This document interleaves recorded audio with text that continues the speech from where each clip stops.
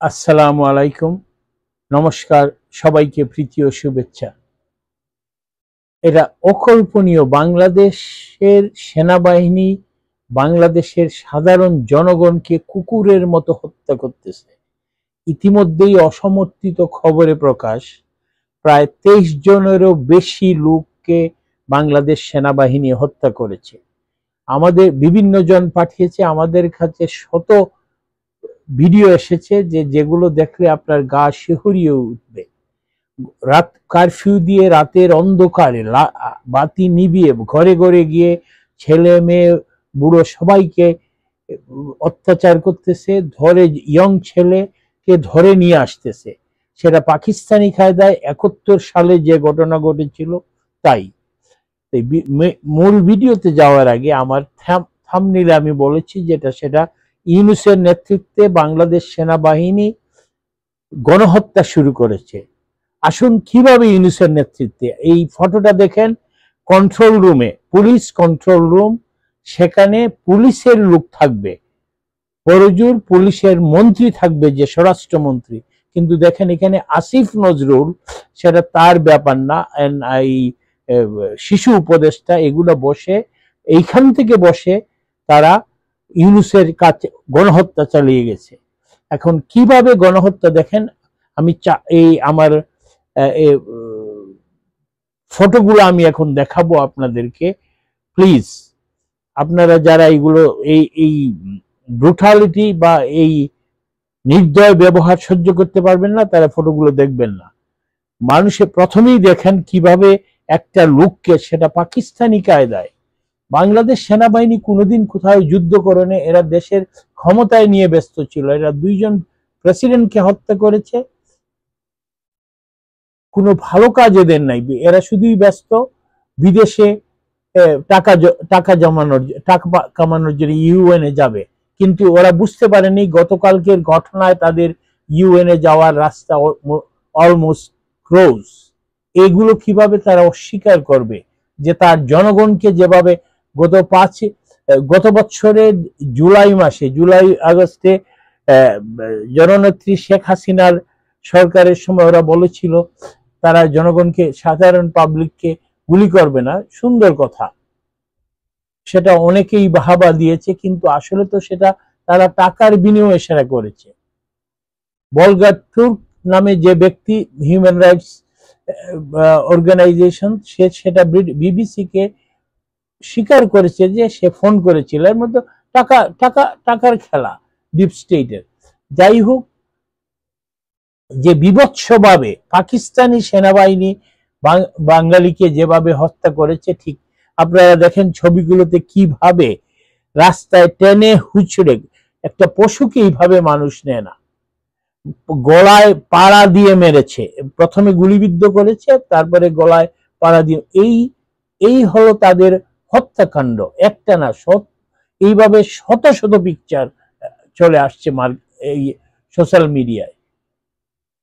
আচ্ছা, এখন দেখেন এদের যে সংস্থা, এরা সকালবেলা একটা ISPR, inter service public relation, সেখানে তারা এই একটি মৃত্যুর কথা স্বীকার করেনি। ওরা কি বলেছে, একটি পলিটিক্যাল পার্টি জনসভা করতে যেতে অন্যজন বাধা দিয়েছে, সেটা বলে নেই, এরা মাজার ভাঙতে গেছে।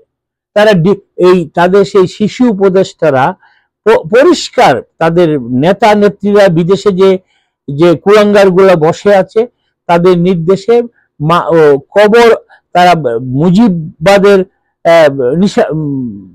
পৃথিবী থেকে নিশ্চিহ্ন করে দেবে। মিটিং করলে তো নিশ্চিহ্ন হয় না, 32-এর মতো ওরা ভাঙতে গেছে। স্বাভাবিক, মানুষ সেটাকে প্রতিহত করবেই। আপনি কবর ভাঙতে যাবেন কেন? আপনি জনসভায় যান। এবং সরকারের উচিত ছিল, তারা ভালো করেই জানে সেটা, তারা যদি চাইতো সেটা, এই ঘটনা ঘটতো, তারা বন্ধ করতে। আর্মি দেখেন তাদের সেই আইএসপিআর এর এখানে বিবৃতি কোথায় পাবলিক মেরেছে ওরা বলে নেই, এর অর্থ তারা মেরেছে। ইন দ্য সেম টোকেন ওরা তো কাকের মতো চোখ বন্ধ করে মনে করে পৃথিবীতে কেউ দেখেনি। আজই সকালে হেডলাইন ওয়াশিংটন পোস্টে এখন পর্যন্ত চারজনের মৃত্যু হয়েছে। দেখি আপনারা কিভাবে জাতিসংঘের টাকা কামান, ডলার কামান।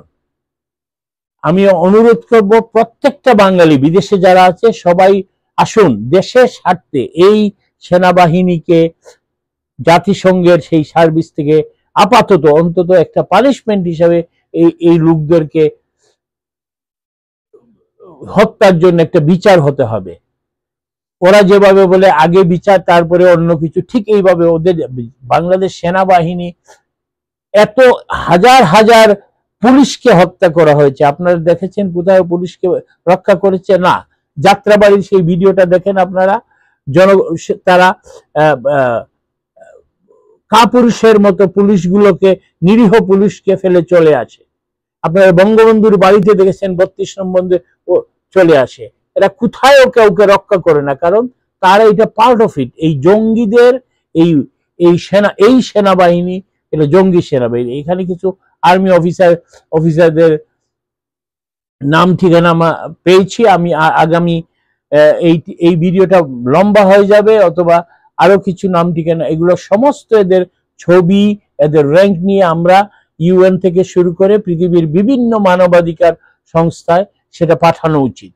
সবাই আমরা এরা যে হত্যা করেছে তার বিচার হতে হবে অবশ্যই। প্রতিটি ব্যক্তি, আওয়ামী লীগ আমলে হোক আর এখনই হোক, প্রায় 25 জনকে হত্যা করে হসপিটালে ওরা চিকিৎসা দিচ্ছে না। এটা বিদেশি পত্রিকার রিপোর্ট। ইন্টারনেট বন্ধ, গোপালগঞ্জে কোনো ইন্টারনেট নাই, বিদ্যুৎ নাই। What's going on? এর অর্থ দিল মে কুছ কালা হ্যায়। ওয়াকার সাহেব নামাজ পড়ান, ইমামতি করেন, উনি কিন্তু লোক হত্যা করেন। কোথায় আপনি? আপনার সামনে আপনি 5 তারিখে বলেছিলেন আপনি দেশের দায়িত্বভার নিয়েছেন, কোথায় আপনি কি করলেন? আমরা দেখেছি বাংলাদেশে আরো 3-4 বার মার্শাল হয়েছে, পাকিস্তানে আমলে হয়েছে। মার্শালে যখন আসে তখন কোথায় একটা গাছের ফলও চুরি হয় না। যখন আর্মি ফিল্ডে আসে, পাকিস্তানের আমলেও দেখেছি, বাংলাদেশের সময়ও দেখেছি, যখন জেনারেল জিয়া ক্ষমতা দখল করেছেন, যা হোক সেটা কিভাবে, কিন্তু ওয়ান্স আর্মি যখন ফিল্ডে, মানুষ সবাই, এমনকি চুল লম্বা ছিল না। জিয়াউর রহমান এরশাদ মার্শালের সময় ছাত্ররা চুল ছেটে সুন্দর করে কাটতো ভয়ে। আর্মি এভাবে কিছু বলে নাই, চুরিদারি কোনো দরজা খুলে মানুষ ঘুমাইছে আর্মির শাসন। কিন্তু ওয়াকার সাহেব এসে মব শুরু করে দিলেন। আমরা এতদিন কিছু বলে নেই, উনারা কিছুই বুঝতেছেন না। দেশে বিদেশে কোথায় আপনারা পালিয়ে যেতে পারবেন না। আপনারা আগুন নিয়ে খেলা শুরু করেছেন।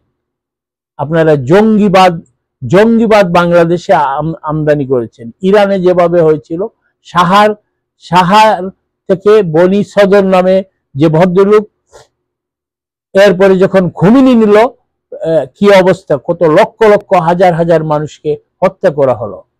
আজকে কোথায় দেখেন ইরান, তাদের আকাশ সীমা তাদের দখলে নেই। এত সম্পদ থাকার পরে ওরা অভাব অনটন। আজকে আফগানিস্তান, আপনারা জানেন নজিবুল্লাহকে কিভাবে সরিয়ে আজ আফগানিস্তানের 60% মানুষ গাঁজা খেয়ে পড়ে থাকে। ঠিক এই ওয়াকার সাহেব বাংলাদেশকে আফগানিস্তান বানাচ্ছেন।